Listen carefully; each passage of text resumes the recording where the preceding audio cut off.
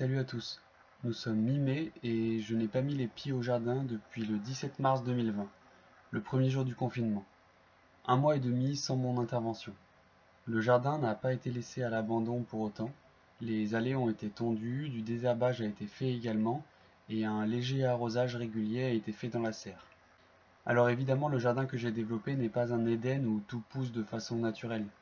Non, c'est évidemment un lieu très anthropocentré, avec beaucoup de travail derrière, et la majorité des plantes que l'on cultive dans les jardins potagers ont coévolué avec l'humain.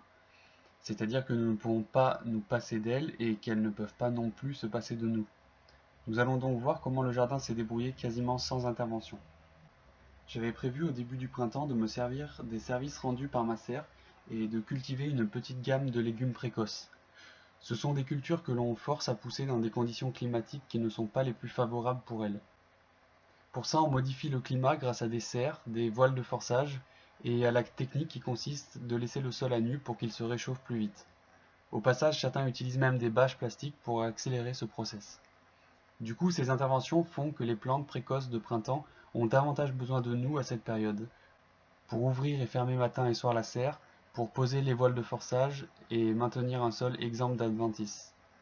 Allez, on fait un tour des conséquences de mon absence au jardin en ce début de saison. On va essayer d'observer les différents problèmes et les différents échecs et essayer de déterminer des causes et enfin trouver des solutions.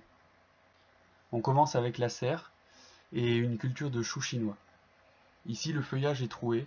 Il ne s'agit sûrement pas de limaces car il n'y a pas de traces de gastéropodes sur les feuilles. Je pense surtout qu'il s'agit de l'altise noire des crucifères. Il s'agit d'un petit coléoptère qui grignote et perfore les feuilles des brassicacées, c'est-à-dire la famille des choux, des radis, des navets, la moutarde et du colza aussi. Il y a plusieurs solutions pour protéger les brassicacées. Il y a la pose de filets anti-insectes qui vient former une barrière physique autour de la plante. On peut aussi arroser généreusement et régulièrement et pailler afin de garder le sol humide, ce qui rebutera l'altise qui n'apprécie guère l'humidité. Mais bon, ce sera peut-être en faveur des limaces justement, surtout à cette période. Pour les plantes compagnes, il paraît qu'on peut associer les brassicacées avec la menthe, ce qui a apparemment comme effet de repousser l'altise. Je n'ai pas testé ces techniques car j'ai rapidement mangé tous les choux, enfin ce qui était possible de manger car l'autre souci vient du manque d'eau et de l'excès de chaleur dû à une serre constamment fermée. On peut voir que les choux n'ont pas fait de belles pommes et se sentant en danger ont plutôt fait rapidement une tige florale afin de se reproduire le plus vite possible. Ensuite nous avons la pépinière de poireaux qui a très bien fonctionné malgré une avance de plusieurs mois dans la saison. Je vais les replanter en pleine terre et voir s'ils grossissent davantage. Les oignons nouveaux juste derrière ont eux aussi clairement manqué d'eau et se sont couchés au sol. Je pense que arrosés régulièrement, ils auraient eu un bon port et un meilleur enracinement. Ils restent tout de même très bons et la récolte a été abondante. On a aussi des betteraves qui ont hiverné en silo et que j'ai replantées en début de printemps pour me faire de la semence.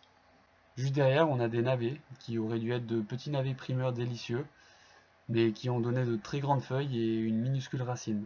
Je ne sais pas s'il s'agit d'un manque d'eau ou d'un mauvais choix de variété.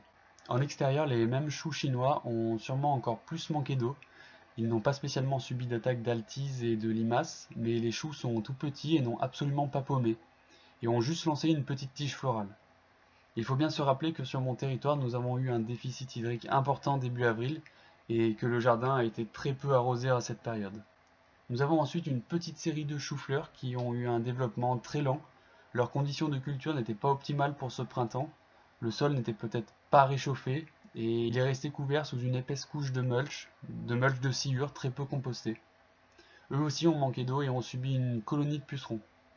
J'ai pu rattraper le coup en les éliminant à la main et en arrosant abondamment. Tant que nous sommes sur les pucerons, voilà une spectaculaire attaque sur des fèves. À ce stade, il est trop tard pour agir, les plantes sont complètement dévastées et les limaces sont venues finir le boulot. Même si je me débarrasse à la main des pucerons, les plantes vont avoir du mal à se remettre et me donneront qu'une maigre récolte, voire quasiment rien du tout. Il faut donc les arracher et les remplacer par autre chose.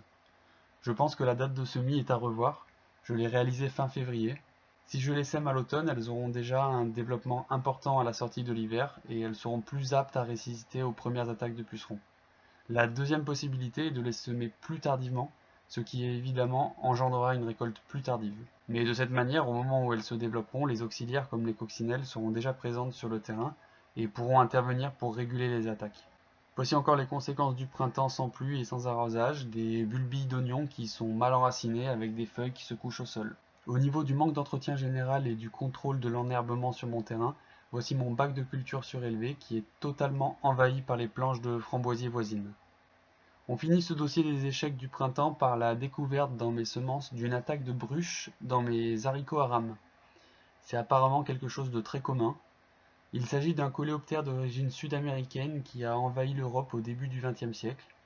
Les femelles pondent dans le haricot en été, puis les larves hibernent et poursuivent leur développement dans la graine. Enfin, l'insecte adulte sort de la graine au printemps, ce qui endommage gravement la semence qui voit son taux de germination diminuer.